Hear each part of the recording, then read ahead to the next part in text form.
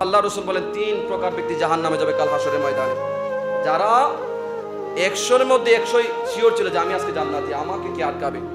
1 নম্বরে আল্লাহ রসুল বলেন কাল হাসরের ময়দানে দাঈগুলো জাহান্নামের মধ্যে যাবে। আল্লাহ ডাক দিবেন, হে আলেম এদিকে আসো, তুমি আজকে জাহান্নামে চলে যাও।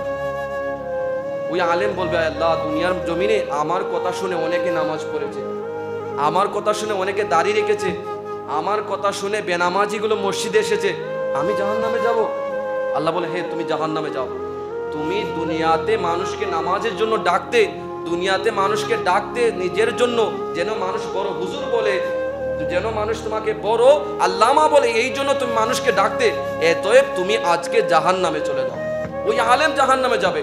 2 নম্বরে আল্লাহ রসুল বলেন কাল হাসরের ময়দানে ওই ব্যক্তি জাহান্নামে যাবে। আল্লাহ বলবেন, ওই বান্দা তুমি জাহান্নামে চলে যাও। ওই ব্যক্তি বলবে, আল্লাহ আমি কিভাবে জাহান্নামে যাব?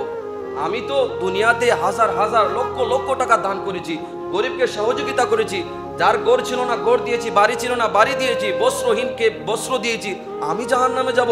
ওই ব্যক্তি নিজেকে প্রশ্ন করবে, আমি জাহান্নামে যাব। আল্লাহ বলে, হে তুমি জাহান্নামে যাবে এই জন্য তুমি দুনিয়াতে দান করেছো যেন মানুষ তোমাকে দানবীর বলে। আছে না এমন যে যদি দান করি মানুষ আমাকে দানবীর বলবে, সমাজ সেবক বলবে, এই জন্য দান করি। কাল হাসরের আগে কিয়ামতের পূর্বে এমন কিছু মানুষ তৈরি হবে, প্রত্যেক বছরে বছরে তারা হজ করবে, মক্কাতুল মুকাররমায় যাবে, রসুলের রওজায় যাবে, হাজার হাজার কোটি কোটি টাকা দান করবে, মসজিদ করবে, মাদ্রাসা করবে। আল্লাহ রসুল বলেন তার দানের একটা টাকাও আল্লাহর দরবারে কবুল হবে না। তার এই হজের মধ্যে একটা হজও কবুল হবে না। কেন? তার ওয়াজের মধ্যে, হজের মধ্যে, মসজিদের মধ্যে, দানের মধ্যে ইখলাস ছিল না, নিয়ত ছিল না। নিয়ত ছিল মানুষ তোমাকে হাজি বলবে, মানুষ আমাকে দানবীর বলবে। গত কিছুদিন আগে এয়ারপোর্টে একটা ঘটনা দেখলাম, এক ব্যক্তি জিজ্ঞেস করছে তোমার নাম কি?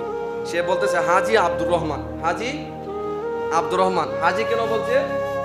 সে হজ করেছে এই জন্য, হজ করার কারণে হাজি। এখন পিছনে যে এই ব্যক্তি চিন্তা করে আমি তো হাজি না, তাহলে আমি কি বলবো? তো ওনাকে জিজ্ঞেস করছে তোমার নাম কি? বলে মুসল্লি আব্দুল মালেক।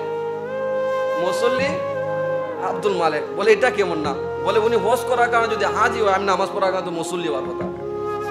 হজ করার কারণে উনি হাজি, তো নামাজ আমি 5 ওয়াক্ত নামাজ পড়ি, আমি কি মুসল্লি না?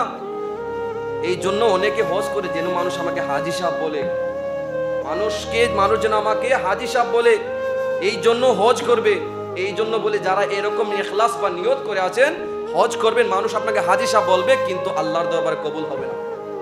তো এই জন্য এগুলো চিন্তা ভাবনা বাদ দিয়ে 1 টাকা আল্লাহর রাস্তায় দান করেন, আপনার 1 টাকা আপনাকে জান্নাতে নিয়ে যাবে।